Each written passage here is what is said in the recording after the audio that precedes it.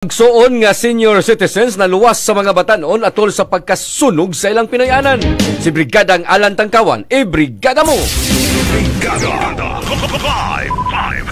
Giluwas sa mga batanon ang duha ka magsuon nga tiguang kinsa wala makabantay nga nasunog na di ay ang ilang Pinoyanan tungod kay nahinanok sa pagkatuog atol sa pag-ulbo sa sunog sa Dan V. Rama Avenue sa Barangay Guadalupe, Dakbayan sa Sugbo. Ang giluwas sa mga batanon ang maguwang ug manghod nga sila si Cornelio Gala o Pablita Gala, pulos senior citizen o pulos walay anak. Ang magsuon giingon sa ilang silingan nga mao'y nagpuyo sa karaang balay nga ilang sinunod sa nitaliwan nga ginikanan. Sa taho sa VFP Cebu City, ang alarma sa sunog ilang nadawat alas 2:49 sa hapon, Pebrero 29, tuig 2024. Daling narespondihan sa Guadalupe Fire og nangabot sab ang laing bumbero alas 2:54. Giisa sa first alarm status, na kontrol ang kayo alas 3:02 og napaong ang sunog alas 3:07. 200 metros kwadrados ang naapektuhan nga lugar. Usa ka balay ang naugdaw, laing duha ka balay ang wala maugdaw. Usa ka pamilya ang apektado nga moabot sa 8 ka tawo ang naapektuhan. Walay gikatahong naangol ug nakalas nga kinabuhi sa pag-ulbos sa maong sunog. Ang sunog nagbilin og danyos 300,000 ka pisos. Dihang gikuhaan sa Brigada News FM Cebu ning inyong tigbalita ang habig sa magsuon nga sila si Cornelio Gala o Pablita Gala. Misalikoy sa pasangil sa ilang silingan nga nagdaob sila nga posibleng may hinungdan sa sunog. Hinuon mitugan si Pablita nga nagsugnod siya og kahoy. Dihang naghikay siya sa paniudto apan iyang gibubuan og tubig, dayon na niudto uban sa iyang maguwang og nangatog. Samtang laing silingan mingon nga gireklamo na kaniadto ang magsuon og gibadlong sa barangay nga dili na magdaob duol sa ilang gipuy-an nunod sa reklamo sa laing silingan nga kanunay sila magdaob nga nakamugdag grabing aso sa dapit nga daghang silingan ang nagantos. Kasamtangan nga gisubay karon sa BFP Cebu City ang hinungdan sa sunog. In the hearts of changing lives, ako si Brigada Alan Tangkawan sa 90.7 Brigada News FM Cebu, the Music and News Authority.